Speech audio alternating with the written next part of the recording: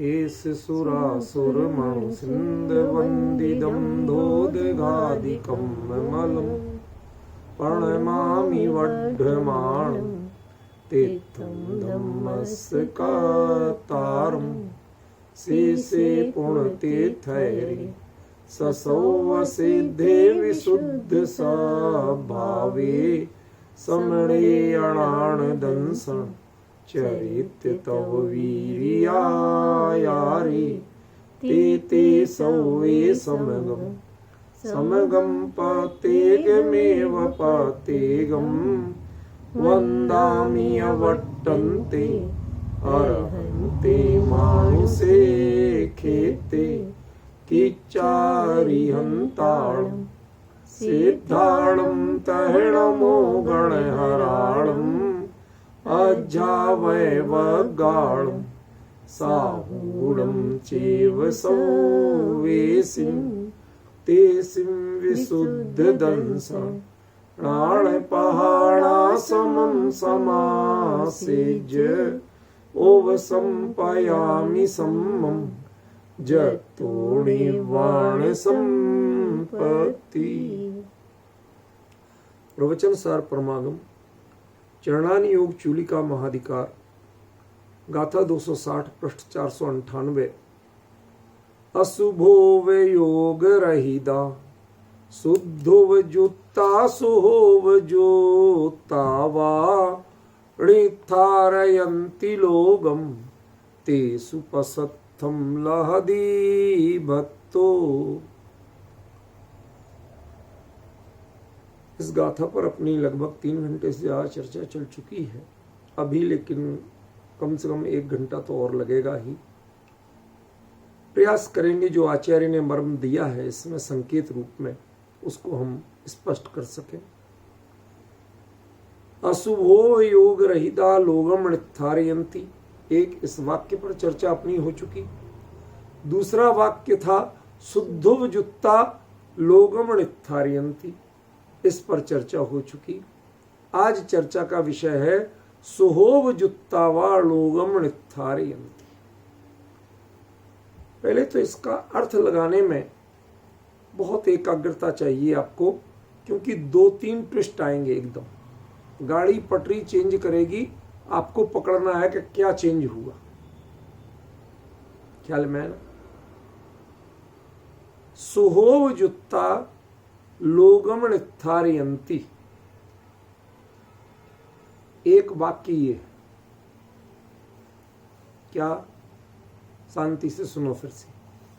शुभोपयोग से युक्त जो उपयुक्त हैं, शुभ से जो उपयुक्त हैं, वो लोक का निस्तारण करते हैं, लोक के जीवों को निथारते हैं। ऊपर के जो 2 थे उनमें कहीं कोई ट्विस्ट नहीं था, सीधा सीधा प्रतिपादन था कि जो अशुभ उपयोग से रहते हैं वो लोक का निस्तारण करते हैं, जो शुद्ध से उपयुक्त हैं वो लोक का निस्तारण करते हैं। लेकिन सुहोव जुत्ता में 3 ट्विस्ट, वो आपको बारीकी से पहचानना पड़ेगा। पहला ट्विस्ट है कि सुहोव जुत्ता लोगम ऋथारयन्ति, ये वाक्य अपने आप में संदिग्ध है। संदिग्ध माने संदेह युक्त है, इस पर हम विश्वास नहीं कर सकते। क्यों? ये हो भी सकता है और नहीं भी हो सकता है। समझ गए? क्यों? क्योंकि अशुभ से आकर के जो शुभ आता है, अशुभ उपयोग के बाद जो शुभ आता है, वह शुभोपयोग और शुभोपयोगी लोक का निस्तारण नहीं कर सकते। लेकिन पहला ट्विस्ट क्लियर हो गया। लेकिन जो शुद्ध से शुभ में आते हैं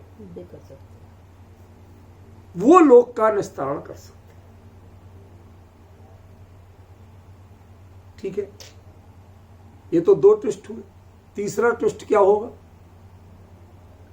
तीसरा ट्विस्ट है कि शुद्ध से आकर जो शुभ में होते हैं वो भी लोक का निस्तारण व यानी विकल्प से कर सकते हैं। देखो, अशुभ उपयोग से रहते हैं उनके लिए गारंटी दी, शुभोपयोग से रहते हैं उनके लिए भी, वो शुद्धोपयोग से रहते हैं उनके लिए भी गारंटी दी, लेकिन शुभोपयोगी के लिए अंत तक गारंटी नहीं दी। उसके लिए वाह शब्द जोड़ दिया, विकल्प है। ये वाह शब्द शुभोपयोग से पहले भी लगेगा और लोगम नित्थारयंती के साथ भी लगेगा। नहीं समझे? शुभो वियोगा लोगम व नित्थारयंती, विकल्प से हो भी सकता है और नहीं भी हो सकता। अब इन तीन का पहले कैसे अंतर आ रहा है वो थोड़ा समझो, तब आपका इसका बात वास्तविक मर्म समझ में आएगा। ये मर्म मैंने काफी देर आज विचार किया, इस गाथा पर कई पक्षों से विचार किया, सब आपको बताने की कोशिश करूंगा, थोड़ा सा आपको समझना है। पहले एक छोटा सा दृष्टांत दे रहा हूं आपको। ये रूपल बहन जहां रहती है ना, वहां ये दुबई, सऊदीया ऐसे जो एरिया है जहां पर 50 से 55 डिग्री सेल्सियस कॉमन बात है, कोई माइंड नहीं करता, होती क्या बड़ी बात है। वहां से कोई इंडिया आ जाए और इंडिया में उन दिनों 30-32 टेम्परेचर चल रहा हो, क्या बढ़िया मौसम है, बढ़िया ठंडक है, और यहां के लोग पंखा चला रहे, पसीना पहुंच रहा। कि क्यों? कि वो 32 डिग्री फरवरी का था, फरवरी एंड का। इसके पहले आप थे तेज ठंडक में, आप 5 और 10 टेम्परेचर से 32 पे पहुंचे और ये 55 से 32 में आए। आपके लिए वही टेम्परेचर गर्म लगता है और इनके लिए वही टेम्परेचर ठंडा लगता है, सुखद लगता है। अमित जी भाई सब कुछ समझ पा रहे मैं क्या कह रहा हूं? मेरा संकेत पकड़ में आ रहा है? विपिन जी बहुत सोच समझ के बोल रहा हूं मैं, आप पकड़ पा रहे या नहीं पकड़ पा रहे इस पर मुझे थोड़ा सा संदेह है, क्योंकि अभी तक कोई रिस्पॉन्स सामने से दिख नहीं रहा। ख्याल में है ना?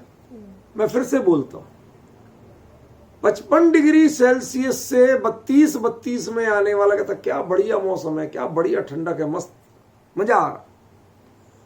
और 5-7 डिग्री सेल्सियस वाले को 32 में पहुंचा दिया, कहते यार अभी से इतनी गर्मी हो गई, पसीना निकल रहा है। ये दृष्टांत दे क्यों रहा हूं? पहले मुद्दे की बात तो समझो। मुझे कोई आपकी समीक्षाएं नहीं करना टेम्परेचर की, मैं मौसम विज्ञानी नहीं हूं ना, मुझे दुबई से या इधर से कुछ लेना देना है। क्या बात कर रहा हूं और क्यों कर रहा हूं? गर्मी तो इंडिया में भी पड़ती, अच्छी खासी पड़ती, दिल्ली में भी पड़ती, पर मैं वह महीना क्यों चुन रहा हूं कि जो यहां गर्मी की शुरुआत माना जाता है, ठीक है ना, और उधर के टेम्परेचर वालों के लिए बड़ा सुकून देने वाला है, ठीक है ना। हम 32 डिग्री होते होते हम धूप में निकलना बंद कर देते, और ये 55 से जो आते हैं कहते चलो यार घूमे फिरे, क्या बढ़िया मौसम है। अभी भी विपिन जी को कुछ संकेत समझ में नहीं आ रहा मैं क्या बोल रहा हूं। मैं बहुत स्पष्ट बोल रहा हूं लेकिन आप पकड़ नहीं पा रहे। अमित जी भाई साहब थोड़ा आइडिया ले लिए क्या? अरे जो अशुभ से शुभ में आते हैं उनके लिए शुभ शीतल लगता है, और जिसके लिए शुभ शीतल लगता है वो लोक का निस्तारण नहीं कर सकते। जिसके लिए शुभ भी कष्टकर लगता है वो लोक का निस्तारण कर सकते।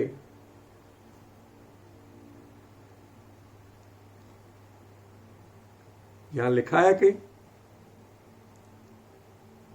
आचार्य ने क्रम देके सब कुछ लिख दिया। शुद्धोपयोग के बाद में शुभोपयोग की बात कही है। उन्होंने सब कुछ लिख दिया कि जब तक शुद्धोपयोग नहीं होगा आपको और शुद्धोपयोग के बाद में शुभोपयोग नहीं आएगा, तब तक आप लोक के निस्तारण में समर्थ नहीं है। शुभ परिणाम, जिससे शुभ परिणाम अच्छे नहीं लगते हैं, वो लोक का निस्तारण कर सकते हैं। जिन्हें शुभ में सुकून लगता है वो लोक का निस्तारण नहीं कर सकते। भाई साहब, यदि आप ज्ञानियों के वचनों पर चिंतन नहीं करेंगे तो मर्म नहीं मिलेगा। फिर शब्दार्थ पंडिताई सब कुछ होगी, लेकिन गहराई नहीं मिलेगी। डिफरेंस ख्याल में आया? क्या अंतर किया आचार्य ने एक क्रम देके? क्या संकेत किया? वो यदि उल्टा कर देते, क्या शुभोपयोग रहिदा सोभ जुत्ता शुद्धो जुत्ता वा कर सकते थे? समझ गए? छंद तो तब भी बन जाता, लेकिन आचार्य ने क्रम दिया, इसका आप अन्वय नहीं कर सकते। अन्वय नहीं कर सकते मीन्स आगे पीछे नहीं कर सकते। जब हम अन्वय करते हैं तो छंद के शब्दों का क्रम आगे पीछे कर देते हैं, लेकिन यहां प्रवचन सार में आचार्य देव ने इतनी सटीक व्यवस्था दी है कि इसमें गाथा छंद होते हुए भी वह क्रम अपने आप में परफेक्ट अर्थ दे रहा है। यदि क्रम बदल दिया तो आप अनर्थ कर देंगे। आज जो लोग साल भर अशुभ करके 10 दिन के लिए व्रतों में शुभ परिणाम करके अपने आप को धर्मात्मा मानते हैं, बड़ा आयोजन करो, गीत गाओ, हमारे भेंटें दो। क्यों साहब 10 दिन के उपवास किए? भले आदमी साल भर क्या करते हो? ये तुम 55 डिग्री सेल्सियस से उतर के यहां आ गए और बता रहे क्या सुहाना मौसम में मजा आ गया।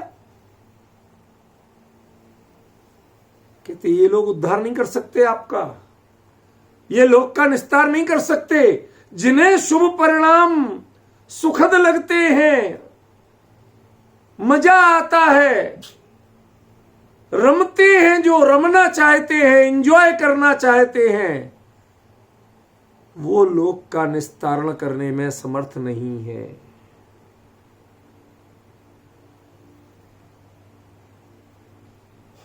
समझे भाई साहब? ये कुंद कुंद है। एक बड़े से बड़ा बाजीगर और जादूगर भी इतनी बारीकी से हर चीज का परफेक्शन नहीं कर सकता जिस परफेक्शन के साथ जरा सा कभी क्रम बदलते, कभी मात्रा बदलते, उतने में पूरा अर्थ दे देते।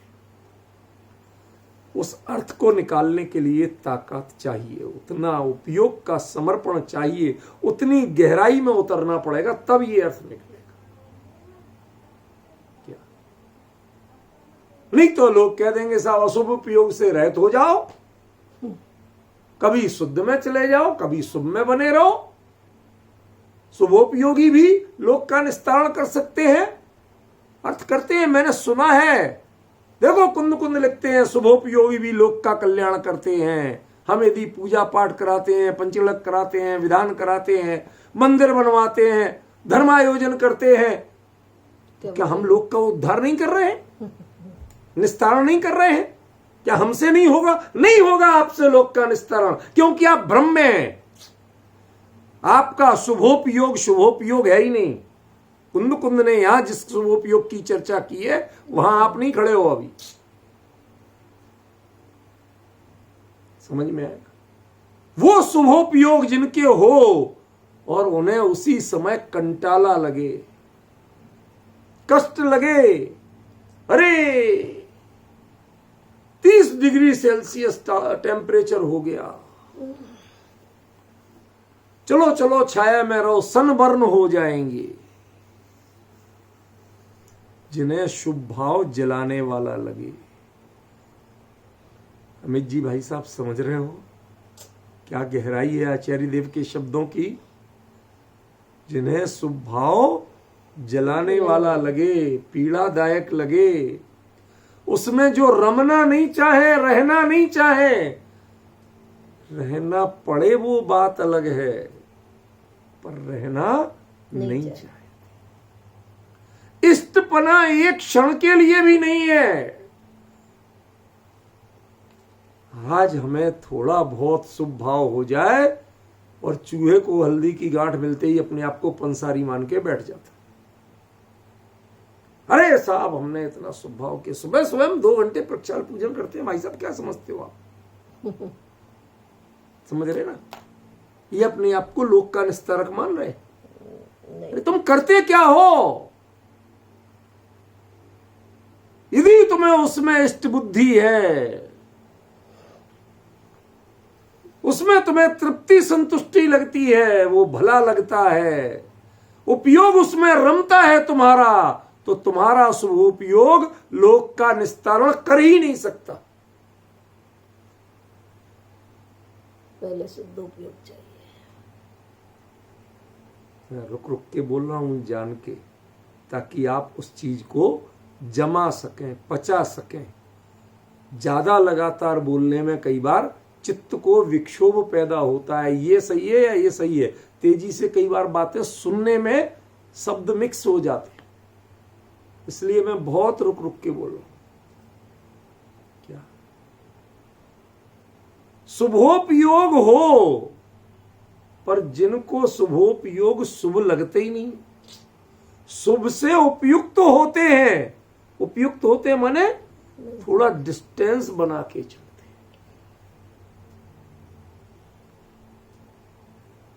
हैं, करना पड़ता है, लेकिन वास्तव में उसमें रमते नहीं, उसमें तृप्ति का अनुभव नहीं करते हैं। गर्व तो बहुत दूर की बात है,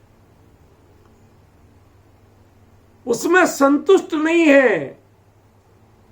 आसरा तलाश रहे हैं, छाया तलाश रहे हैं कि कब इस धूप से बच के मात्र 30 डिग्री उस धूप, प्रक्षाल, पूजन, स्वाध्याय, धर्म चर्चा, 5 समितियों का पालन, ये सब 30 डिग्री की धूप है।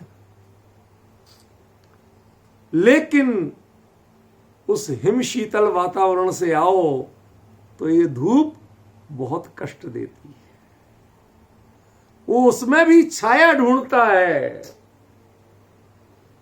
ऐसे ही इन शुभ भावों से बचने को जिनका मन आसरा ढूंढता है अपने स्वरूप का, उनका शुभोपयोग भी लोक का निस्तारण करने वाला होता है।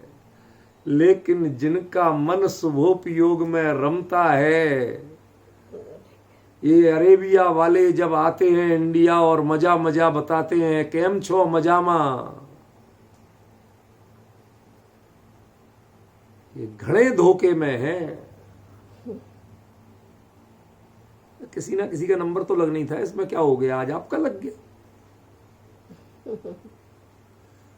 भाई चर्चा आएगी, दृष्टांत आएगा तो पता नहीं किसका ऊपर लागू होगा, होता रहे। हमें तो अपना मूल तत्व समझना ना, दृष्टांत नहीं समझना।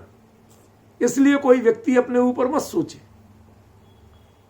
वो तो दृष्टांत है मात्र, सिद्धांत समझिए।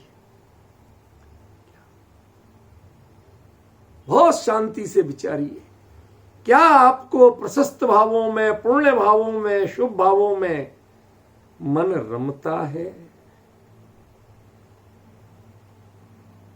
हमारी सुमन बहन बोलती हैं, शुभ भाव और शुभ उपयोग, अशुभ भाव, अशुभ उपयोग। अरे जो आप कार्य कर रहे हैं उनमें भाव तो आपके अच्छे हैं, लेकिन आचार्य कहते हैं उनमें भी आप युक्त मत होइए, उपयुक्त रहिए, हल्का सा डिस्टेंस बना के रहिए। और ये शुभ के साथ और शुद्ध के साथ यदि उससे बाहर भी आ जाएं तो उससे जुड़ाव बना के रखिए। आपके माता पिता दूर हों तो आजकल तो साधन हो गए ना, पहले अकेली चिट्ठी पहुंचती थी, धीरे धीरे फोन पहुंचने लगे। आजकल वीडियो कॉल पे आमने सामने देखते हैं। दूर है तो क्या हुआ, आपसे रोज वीडियो कॉल पे बात तो करते हैं, आमने सामने दिखते हैं ना।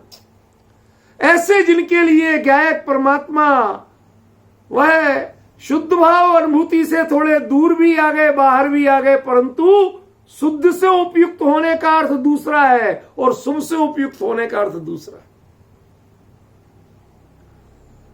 शब्द दोनों में उपयुक्त है। एक जहां आए वहां से दूरी बना के वहीं वापस जोड़ना चाहते हैं, इस अर्थ में उपयुक्त है। दूर तो हुए लेकिन दूर नहीं होना चाहते, इस अर्थ में है शुद्ध के साथ उपयुक्त। और शुभ के साथ उपयुक्त के जुड़े तो हैं लेकिन जुड़ना नहीं चाहते, आए तो हैं पर रहना नहीं चाहते। समझे ना।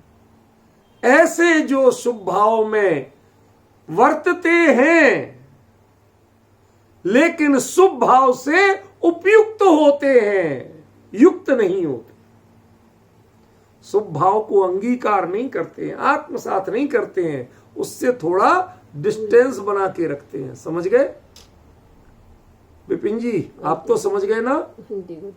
अंटी गुंटी बांध के रहते हैं। तुम छुओ हमें, तुम चिपक जाओ हमसे, तो भी मेरा मन तुमसे चिपका नहीं। वह पर्याप्त दूरी बनाए हुए है। जिनके मन में शुभ के प्रति घुंडी रहती है, चिपकते हुए भी चिपकना नहीं चाहते, उसमें वर्तते हुए भी उसमें रमना नहीं चाहते हैं, उसकी क्रिया करते हुए भी विवेक पूर्वक करते हुए, सावधानी से करते हुए, उसमें गर्व का भाव जिनके नहीं है और निरंतर अपने कैवल्य स्वरूप शुद्ध स्वरूप में जाना चाहते हैं, उसमें उपयोग वहीं रम रहा है। तन यहां दिख रहा है, क्रिया यहां दिख रही है, उपयोग वहां दिख रहा है। ख्याल में आएगा। उपयुक्तता, उपयोग माने उपयुक्तता, ये अर्थ है। वो उपयोग वाला उपयोग अर्थ नहीं है यहां। ख्याल में है ना। जुड़ाव, वो जुड़ाव जो है वो वहीं बना हुआ है। ऐसे लोग शुभ में वर्तते हुए भी शुभ में रहते नहीं। श्रीमद ने इसके इतना सुंदर प्रयोग दिया। देह छता जैनी दशा वर्ते देहातीत, ते ज्ञानी ना चरण मा वंदन हो अगणित। इतनी तो गुजराती सबको समझ में आती है, कोई कठिन नहीं। क्या? देह छता, देह में विद्यमान है, देह में है, देह की क्रिया में भी करते दिखते हैं, पर जैनी दशा, जिनकी अंतरंग जो परिणति है वह देहातीत, देह में जैसे हो ही नहीं, देह साथ में हो ही नहीं। यदि मुनिराज को देह का विकल्प आ जाए तो वो अपने आप को निर्मल आत्मानुभूति वाले, निर्मल प्रणति वाले कैसे कह सकें? क्योंकि देह तो बहुदेह है, मैली, थोड़ी मैली नहीं है, बहुत मैली है। समझ गया ना? कौन सा अंग साफ करते हैं वो, ये बताओ? बहुदेह मैली। उसके बावजूद वो शुद्ध परिणति उनके होती है, क्योंकि देह छता, देह में है। जैनी दशा, जिसके अंतरंग परिणति वर्ते देहातीत, देह से अतीत कहीं और ही विचरण करते हैं, देह में जिनका उपयोग जाते ही नहीं है। कितना जाता है कि यदि चलना है तो पिच्छी उठा के ही चलना है, चलना है तो आंख से देख के ही चलना है, उतनी जमीन अपनी दृष्टि से बुहार के चलना है, कोई जीव का पीड़ा ना हो जाए इतनी सावधानी रख के चलना है। कुछ उठाना रखना है तो बुहार के उठाना रखना है, किसी जीव को पीड़ा ना हो जाए। लेकिन इतना करते हुए भी इसके कर्ता नहीं बनते हैं, इसमें तृप्ति का अनुभव नहीं करते हैं, इसमें गर्व का अनुभव नहीं करते। उन्हें जो संतोष है, जो तृप्ति है, जो परम संतोष चेहरे पे झलकता है, आनंद झलकता है, वो काय का झलकता है, वो मेरे गायक का झलकता है, वो इस क्रिया के कर्तापने का नहीं झलकता। ये जीवों की रक्षा का गर्व और संतोष मुनिराज के नहीं होता है। तो क्या मतलब खुशी? अरे भाई तुम समझ नहीं पा रहे क्या कह रहे हैं। जो स्वरूप के नंदन वन में विहार करके आया हो, उसे किसी को बचाए या ना बचाए, वो बचाएगा तो गारंटी से, लेकिन इस पर गर्व नहीं करेगा। क्या किया इसने? क्यों? हर जीव की प्रणति वो जानता है, जिसके क्रमबद्ध में अभी आयु कर्म पूर्ण नहीं हुआ है, तो वो अपने 10 प्राणों से जीता है, तुम्हारे पैर नहीं रखने या बचाने से नहीं जीता है। समझ गए ना? वो अपने प्राणों से जीवित है, इसलिए उसके कर्ता नहीं बनते हैं कि मैंने तुझे बचाया। तो उपयोग के लिए तुम्हारा अवलंबन क्या है? कि मैं तो गायक हूं, ये अवलंबन है मेरा, ये मेरा स्वरूप है, ये सहारा है। मेरे चेहरे पर जो स्मित हास्य है, मंद मुस्कान जो दिख रही है, आनंद का भाव दिख रहा है, वो क्यों है? कि मैं गायक हूं, गायक का अनुभव करके आया हूं, इसलिए दिख रहा है। ये झलक, ये जो छाया है उसकी है। ये छाया इसको बचा के गर्व करने और कर्ता भाव की नहीं है। जो इसमें गर्व अनुभव करने लगे, भाई साहब, इसमें जो गर्व अनुभव करने लगे, समझ लेना उसका शुभोपयोग ना उसे तार सकता है, ना किसी को तार सकता। 5 समितियों में जो गर्व का अनुभव करने लगे, उसका उपयोग न खुद को तार सकता है, न दूसरों को तार सकता है। यहां का निथारयंती, निथार देते हैं। कैसे निथार देते हैं भैया? जरा विचार तो करो। जिनके लिए देहाश्रित क्रियाओं में, चाहे वो मुनि धर्म के ही 28 मूल गुण हैं, उनमें किंचित भी गर्व का भाव है, उनमें जुड़ाव लगता है, उनमें सुकून का अनुभव होता है। हाँ, मैंने ये काम किया, बिल्कुल सही किया, मैंने इस जीव को बचाया। अरे देखो बेचारा बच गया ना। तुम्हें बचाना तो है, बचाने से तुम्हें ऐतराज नहीं कर रहे, लेकिन तुम्हारे व्यक्तित्व में इसको बचाना ये गर्व की बात नहीं है। तुम्हें संतोष होना चाहिए, चेहरे पे सुकून झलकना चाहिए। किसका? कि मैं गायक का अनुभव करके आया हूं, उसकी खुमारी अभी तक उतरी नहीं है और उतरने के पहले वापस जाने वाला, उतरने नहीं दूंगा। इस बात का सुकून है। जो चेहरे पे संतोष है वो इस बात का है। ये जगत का उद्धार करेंगे, ये लोक का निस्तार करेंगे, जिनके अंदर अभी शुद्ध की ललक ही नहीं है, जिनके उपयोग में शुद्ध की झलक ही नहीं है, जिन्हें शुभ में कंटाला नहीं लगता है, उनका शुभ भी लोक का निस्तारण नहीं कर सकता है।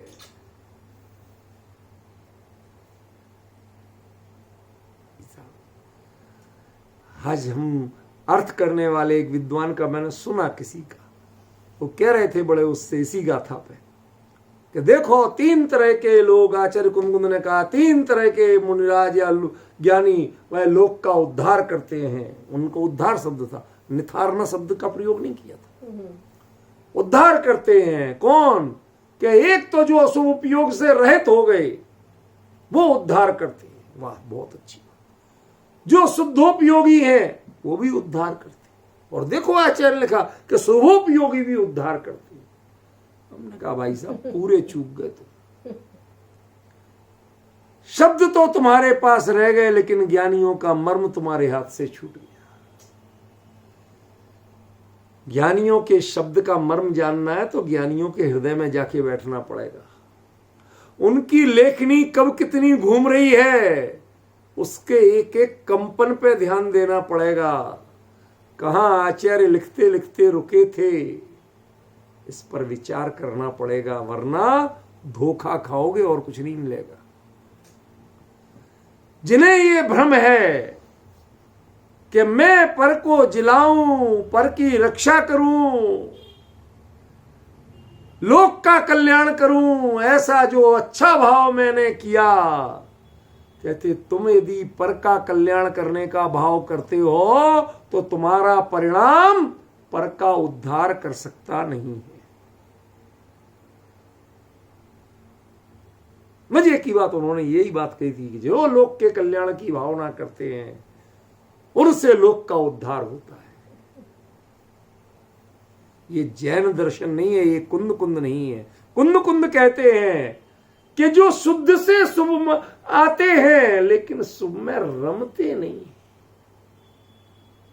जिन्हें शुभ अच्छा नहीं लगता, शुभ पर गर्व नहीं होता, वापस अपने शुद्ध स्वरूप में जाना चाहते हैं, शुद्ध प्रणति का अवलंबन करना चाहते हैं, उनका शुभ भी इतना प्रशस्त होता है, इतना शुभ होता है, इतना श्रेष्ठ होता है कि उसको देखकर भी लोग अपना उद्धार करने का रास्ता पा सकते। लेकिन जिनका मन शुभ में रमता है और शुभ में गर्व करता है, उनमें तो जहां गर्व आ गया, कर्ता भाव आ गया, उपयोग उसमें रमने लगा, वो नहीं कर सकते।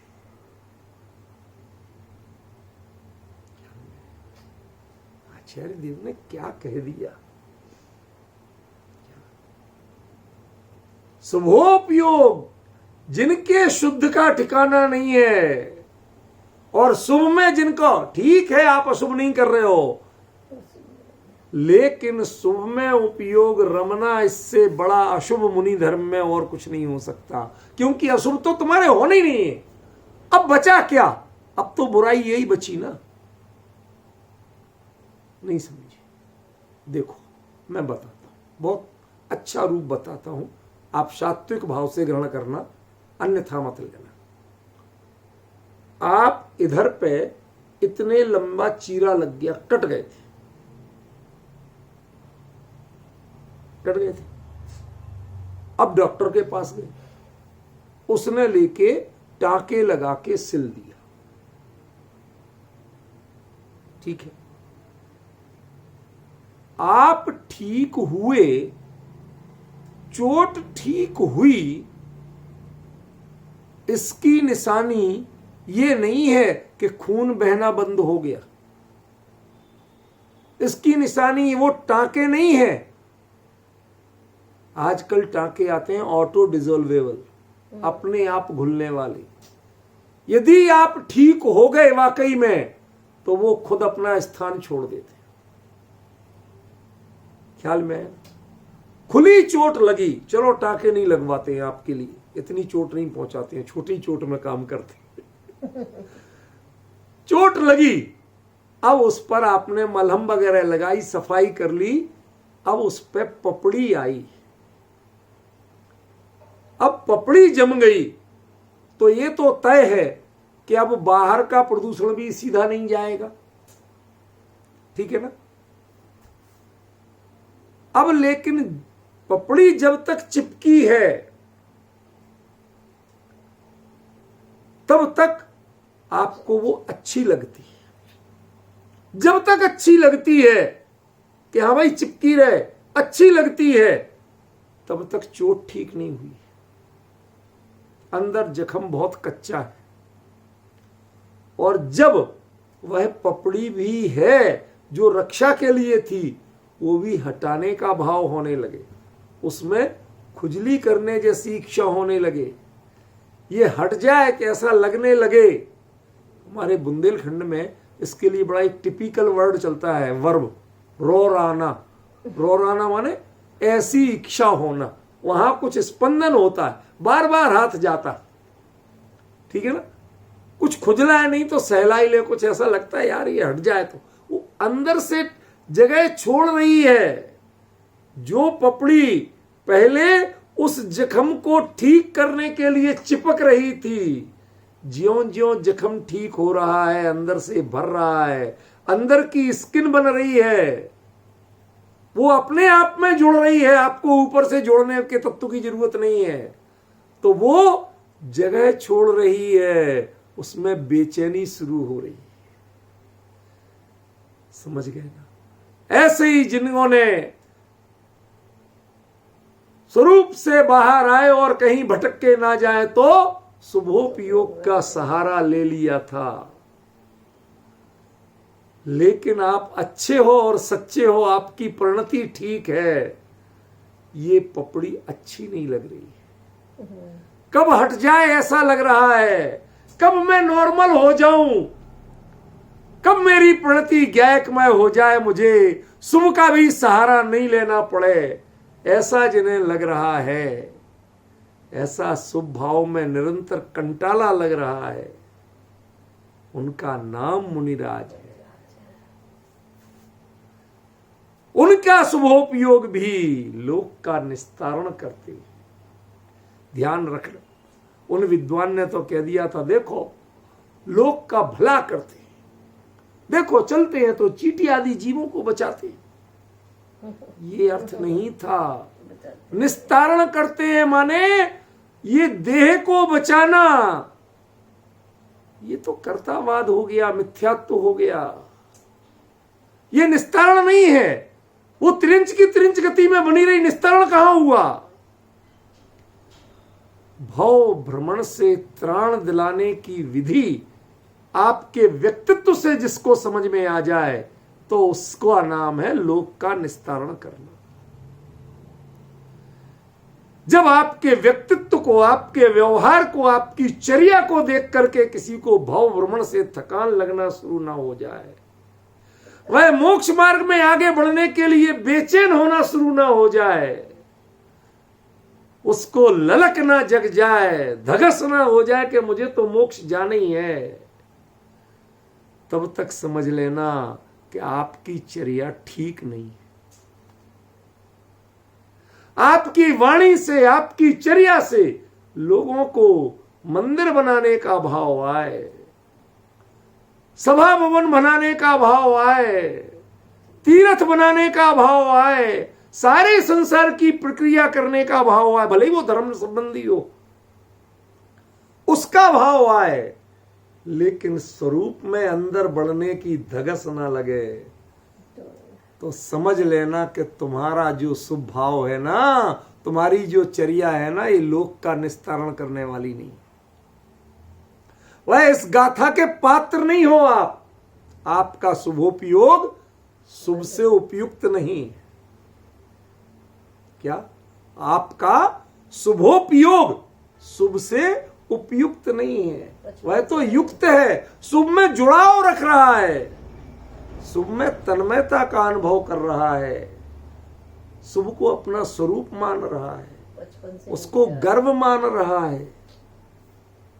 मैंने एक ललितपुर में अभी कुछ साल पहले जाता रहता हूं, तो नॉर्मली मंदिर जो नजदीक है उसी में चला जाता हूं दर्शन करना भगवान के। वहां तो सब शुद्ध तेरापंथी आमनाय के ही।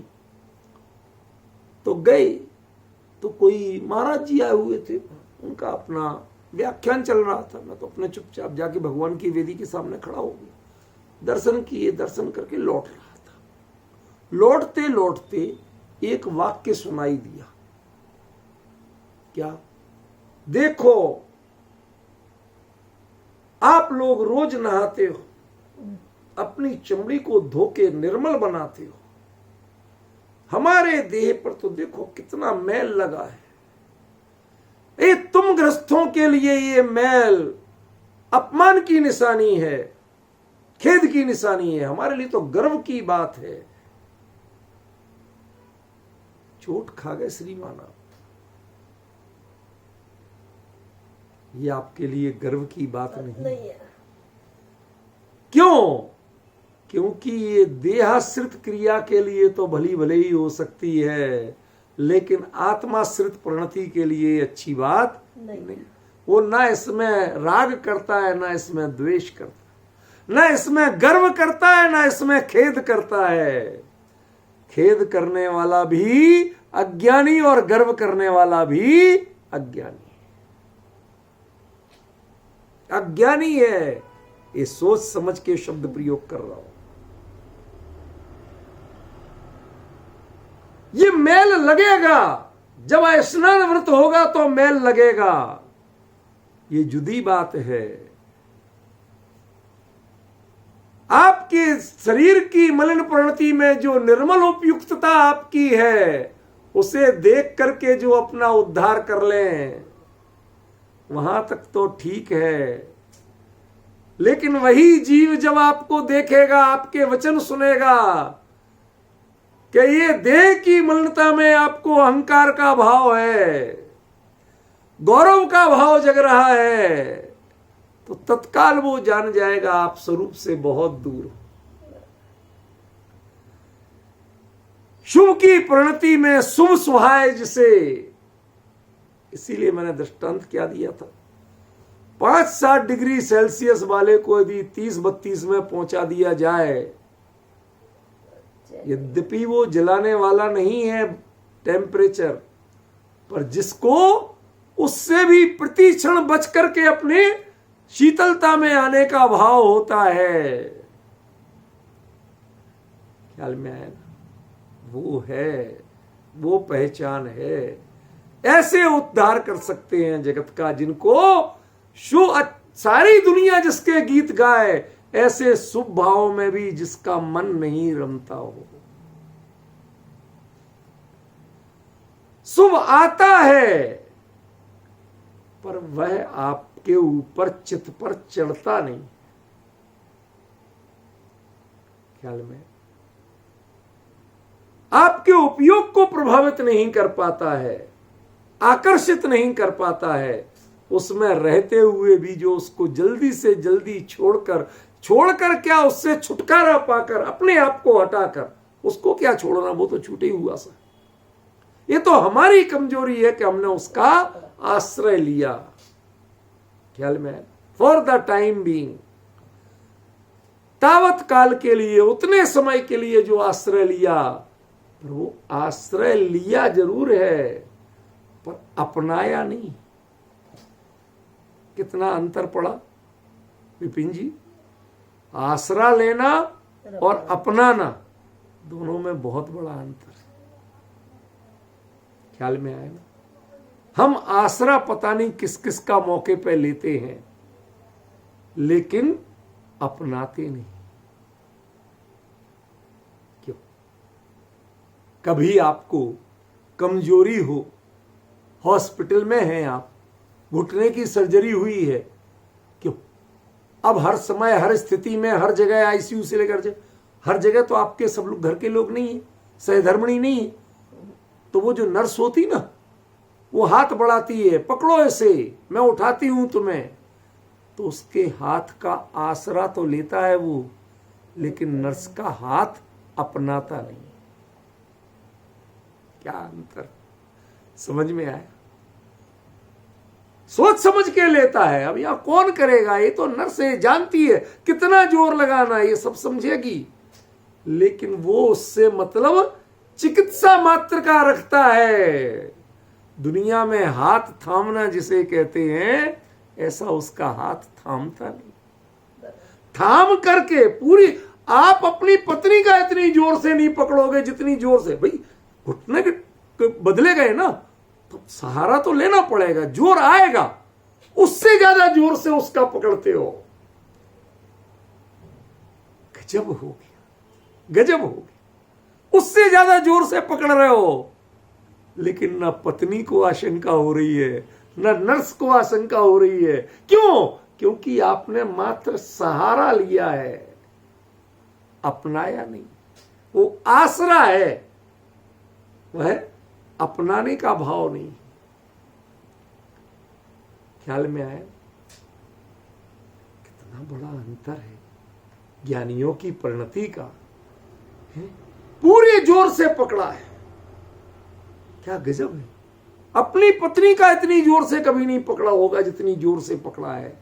इतनी जोर से पकड़ते हुए क्यों? घुटने काम नहीं कर रहे थे।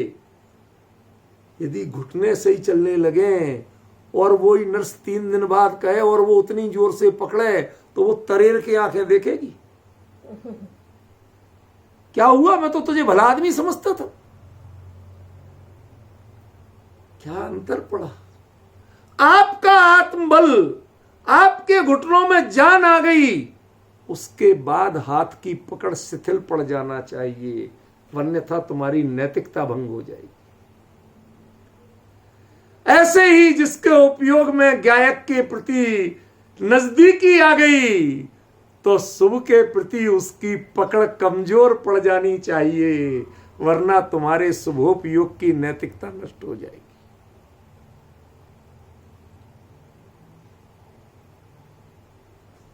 कैसे विचार करें? मन नहीं मान रहा, तृप्त नहीं हो रहा। कैसे आचार्य के शब्द को मैं व्याख्यान करूं, कैसे बताऊं? क्या परिणति होती है उनकी, कैसे अंतर आता है उनके परिणामों में, अद्भुत वर्णन है। और इसके बाद भी एक नई बात आचार्य जोड़ देते हैं। वह शब्द को शुद्ध और शुभ के बीच से हटा करके नित्यार्यंती के पहले लगा देते। थोड़ा अन्वय करना सीखिए, कभी कभी वहां लगा दो। उसके बाद भी वो लोक को वार्णित्यार्यंती, मतलब लोक का भला होता है तो भले ही हो, लेकिन वो ये मुगालता नहीं पालते हैं कि मैंने जो शुभ परिणति की, मैंने इतना अच्छा आचरण किया, इसे देख के सारी दुनिया सुधर गई। मैंने इतना अच्छा व्याख्यान दिया कि गांव का गांव सुधर गया। ऐसा मुगालता नहीं पालते। आप आत्म विभ्रम के शिकार हो। लोक का निस्तार होता है, ये सही है, लेकिन शुद्ध से शुभ में आने वाले उन शुभ की चर्या से लोक का निस्तार हो रहा है, ऐसा वह मानते नहीं है। और मान ले तो अज्ञानी है, मुनिराज नहीं। शांति भाई, क्या चर्चा है। ये है कुंद कुंद है। जिनके व्यक्तित्व को देखो, जिनको पढ़ो और समझो गहराई से, तो लगता है कि आज तक हम पहचान ही नहीं पाए कि कुंद कुंद क्या है। अथाह गहराई, समुद्र का भी तल मिल जाए, लेकिन कुंद कुंद के वचनों का तल्ला ढूंढना कठिन। ऐसी गहराई हम तो कुछ भी नहीं कर पा रहे हैं। ज्ञानियों के वचनों को जब ऐसी अगाधता का भाव आता है तो उपयोग राउंड दी क्लॉक वहीं समर्पित होने लगता है। सोचता है कुछ और मिल जाए। क्या? कोई नर्तकी थी, नर्तकी राजा के सामने सड़क पे भी नाचती थी, मंचों पे भी नाचती थी, राज दरबार में नाची। उसने अपना बहुत बढ़िया डांस दिखाया, मेहनत करके। राजा ने 17 मोतियों का हार दे दिया। जितना अच्छा हार मिला, उसके पैरों में और करंट बढ़ा, और अच्छा नाच के, ताकि कुछ और मिल जाए। ख्याल में ऐसे ही बारंबार आचार्य के शब्दों की ओर हमारा उपयोग दौड़ता है। बारंबार गोता लगाते हैं, एक शब्द पर 10-10 बार व्याख्या करने की कोशिश, कुछ और गहराई मिल जाए। इनकी गहराई तो अगाध है। राजा का कोष में कितना माल है हमें पता नहीं है, नर्तकी को पता नहीं, लेकिन वो अपना प्रयास करते हैं कि कुछ और मिल जाए। ऐसे ही है कुंद कुंद आचार्य देव, आप तो महाराज हो, राजाओं के भी राजा हो। आपसे हमें कुछ और मिल जाए, लेकिन वो भोग नहीं चाहिए, साधन नहीं चाहिए, साधना की विधि चाहिए।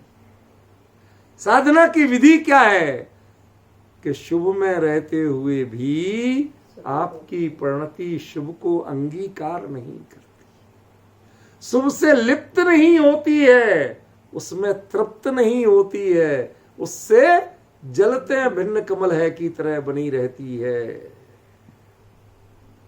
ऐसी परिणति जो है, वह परिणति, वह जो अलिप्तता है, शुभ में जल में कमल पत्र डूबा है, ये अज्ञान है, ये भ्रम है।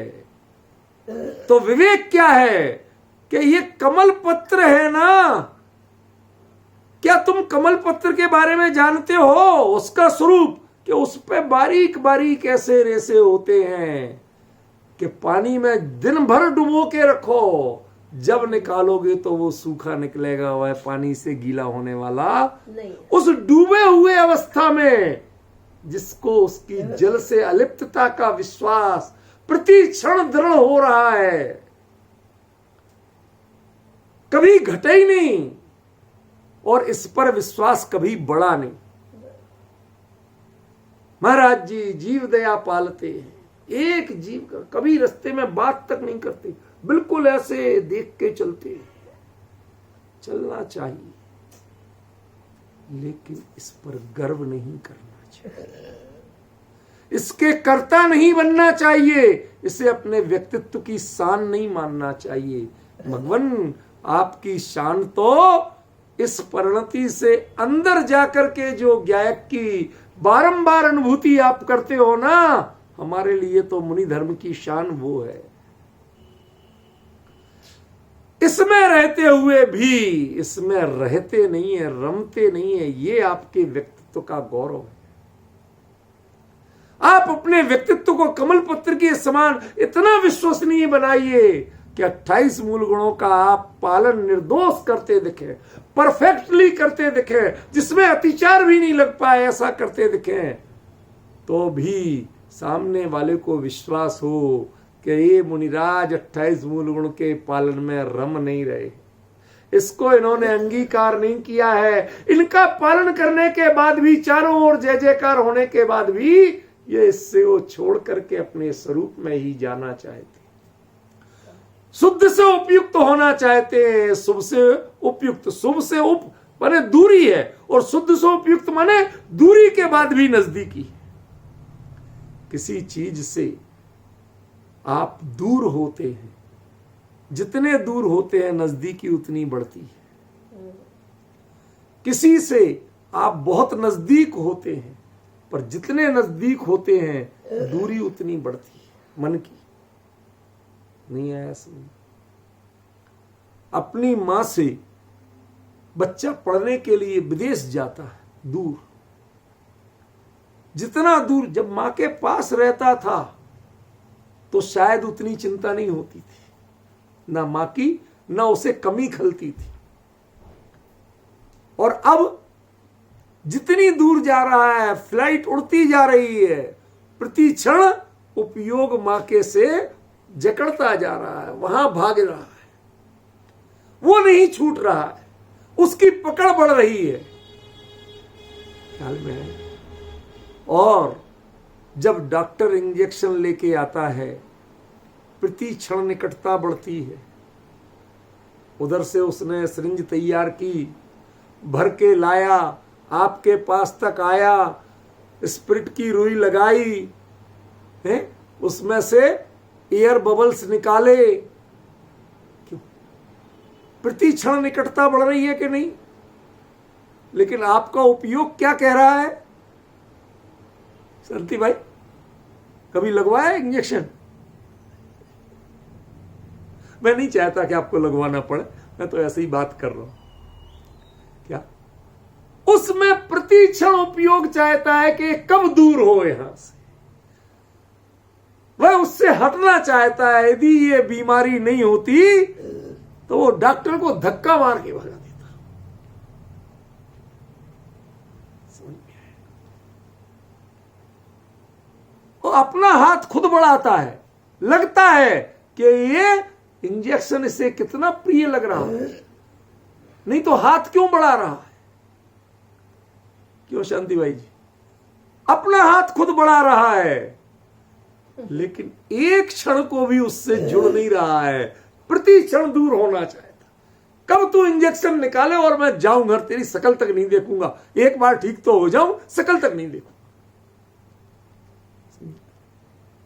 डॉक्टर भी बेचारे कई बार कहते हैं, भाई साहब कभी कभी आया करो, कि तो मरीज कहता है डॉक्टर साहब बद्दुआ क्यों दे रहे हो, तुम्हारी तो शकल नहीं, डॉक्टर और वकील इनकी तो शकल नहीं देखना पड़े तो आदमी बड़ा सुखी है। इनके पास जाना पड़े कहते भाई कुछ ना कुछ गड़बड़ है, समझे। शुभ भाव में जाना पड़े कहते जिनको इसमें कंटाला लगता है, कुछ ना कुछ गड़बड़ी लगती है, वेदना योग लगता है, और अपने स्वरूप में रमना जिनको सबसे सुकून का काम है, वो लोग, वो मुनिराज, वो उनका शुभोपयोग भी लोक का निस्तारण करते।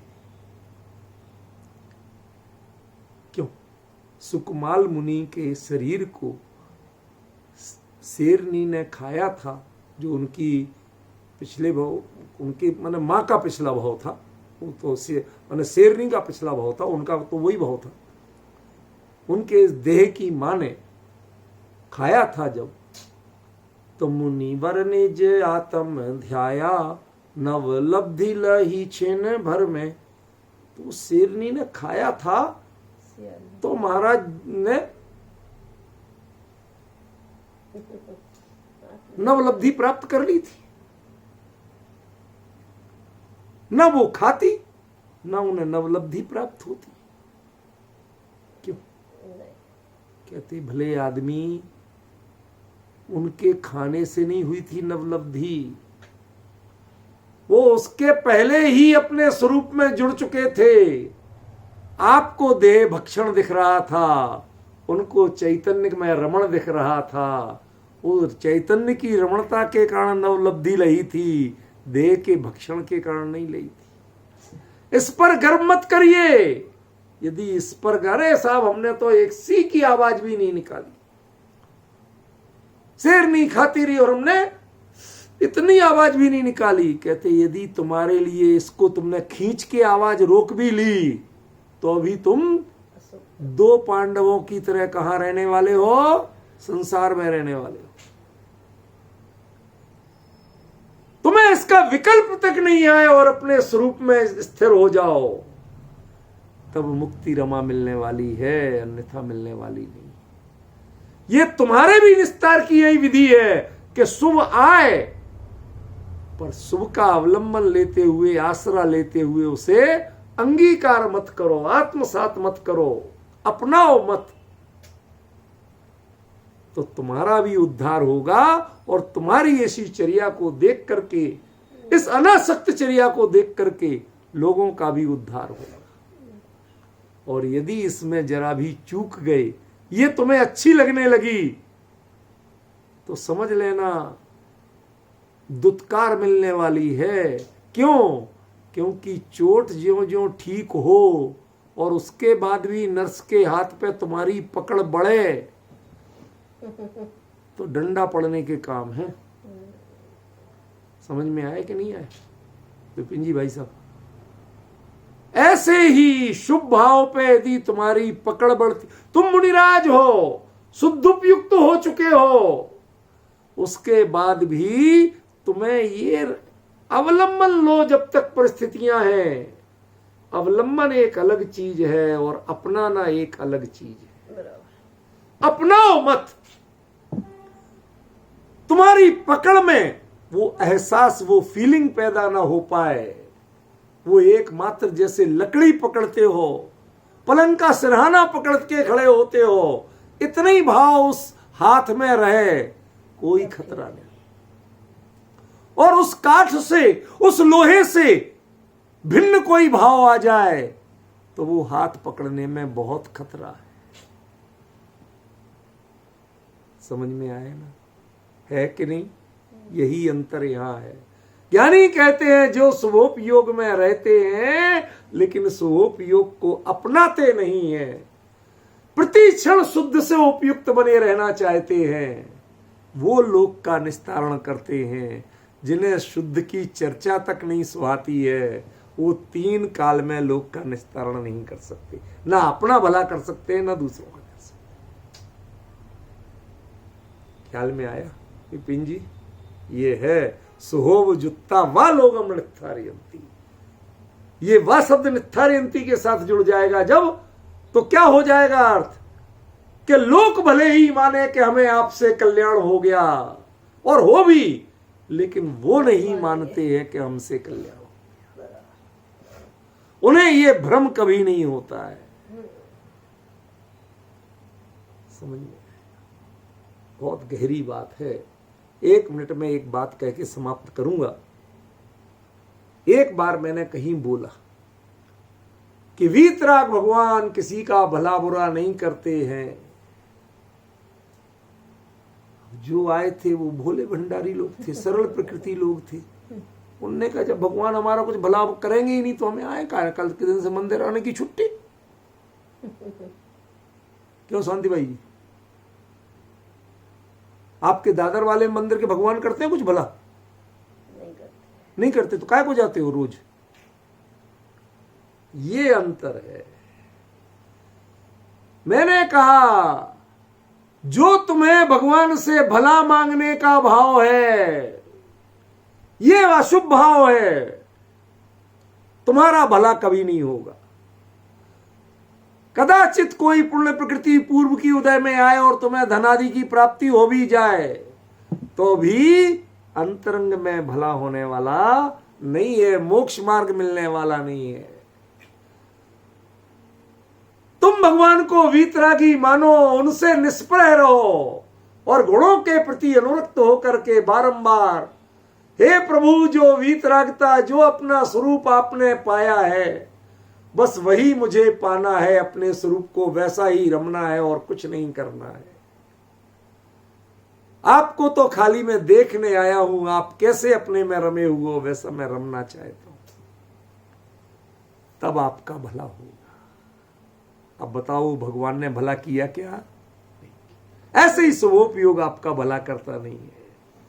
शुभ से लोगों का, ऐसे शुभोपयोग से लोगों का भला हो जाता है, लोकम नित्थारयन्ति। लेकिन यदि आप उससे अपना भला मानते हो तो ना आपका भला होगा ना लोगों का भला होगा। ऐसे शुभोपयोग को आपको पहचानना पड़ेगा। जो मुनिराज ऐसे शुभोपयोग को अंगीकार करते हैं, धारण करते हैं, जिनके जीवन में ऐसा शुभोपयोग होता है, वो स्वपर का उद्धार कर सकते हैं। ये इस गाथा में इस वाक्य का अर्थ है। आगे चर्चा अभी कल चलेगी, समय अभी थोड़ा लगने वाला है, मुझे ऐसा लग रहा है।